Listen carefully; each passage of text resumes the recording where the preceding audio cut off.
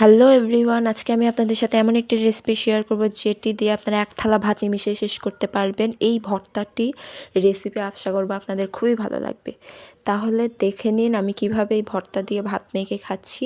চলুন শুরু করা যাক আমার আজকের রেসিপি। এখানে আমি সিম নিয়ে নিয়েছি, কাঁচা লঙ্কা, পেঁয়াজ, রসুন আর এখানে এক বাটি শুটকি মাছ নিয়ে নিয়েছি। আপনারা যে কোনো শুটকি নিতে পারেন। তেলের মধ্যে শুটকিটাকে ছেড়ে দিয়ে পেঁয়াজ ও রসুন, কাঁচা লঙ্কা ছেড়ে দিয়ে খুব ভালো করে এটাকে ভেজে নিব। নিয়ে নিব হাফ চামচ লবণ, একটু হলুদ দিয়ে খুব ভালো করে এটাকে ভেজে নিব। এবার একটু সামান্য তেল দিয়ে আবার একটু কিছুক্ষণ ভেজে নিব। এবারের মধ্যে সিমের পাতাগুলোকে ছেড়ে দিয়ে একটু নাড়াচাড়া করে একটু সামান্য জল দিয়ে এটাকে আমি ঢাকনা দিয়ে দিব। ঢাকনা খুলে এটাকে আমি একটি প্লেটে ঢেলে নিব। প্লেট থেকে ঢেলে নেওয়ার পরে আমি শিলপাটাতে নিয়ে এটা খুব ভালো করে মিহি করে পেস্ট করে বেটে নিব।